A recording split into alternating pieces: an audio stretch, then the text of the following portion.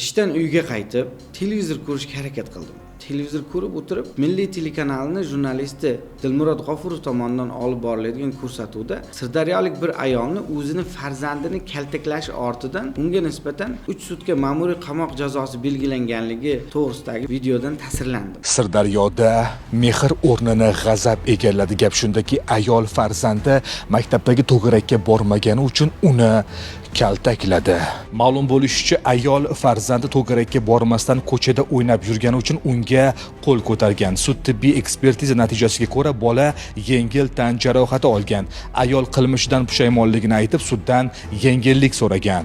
Buzar voyaga yetmagan 10 yoshdagi o'zining farzandini maktab to'garagiga bormaganligi sababli qo'lida bo'lgan kiyim ilgich bilan boshi va tanasining boshqa joylariga urib, sog'lig'ining qisqa muddatli buzilishiga sabab bo'lmagan yengil tan jarohati yetkazgan. Jabrlanuvchining qonuniy vakili, ya'ni bolakayning otasi sudda voqeadan o'sha kuni ishdan qaytgach xabar topganini ma'lum qilib, turmush o'rtog'iga nisbatan hech qanday da'vosi yo'qligini, oilaning tinchligi va birga yashayotganliklarini hisobga olib, unga nisbatan qonuniy yengillik berilishini so'radi. Unga nisbatan ma'muriy javobgarlik to'g'risidagi kodeksning 59.2 moddasi 2-qismi bilan 3 sutka ma'muriy qamoq jazosi tayinlandi.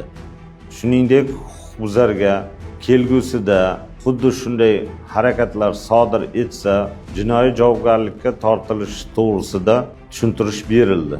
O'zbekiston Respublikasi qonunchiligida aybni yengillashtiruvchi yoki jazoni yengilroq jazo turiga almashtirilgan moddalar mavjud. Bu moddalar O'zbekiston Respublikasi Ma'muriy javobgarlik to'g'risidagi kodeksning 21 va 33-moddalarida belgilab qo'yilgan. Ya'ni 21-moddada agar aybning ijtimoiy xavflilik darajasi unchalik og'ir bo'lmasa, ushbu holatlarda jazo qo'llamasdan ogohlantirish bilan qo'yib yuborilishi mumkin.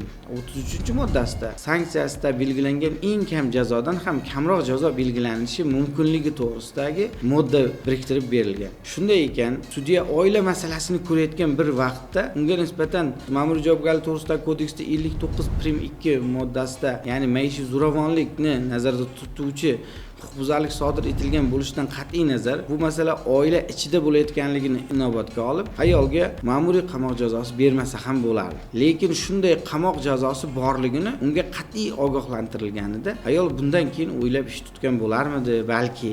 Endi yana ham agar siz boshqacha fikrda bo'lsangiz, izohlarda qoldiring.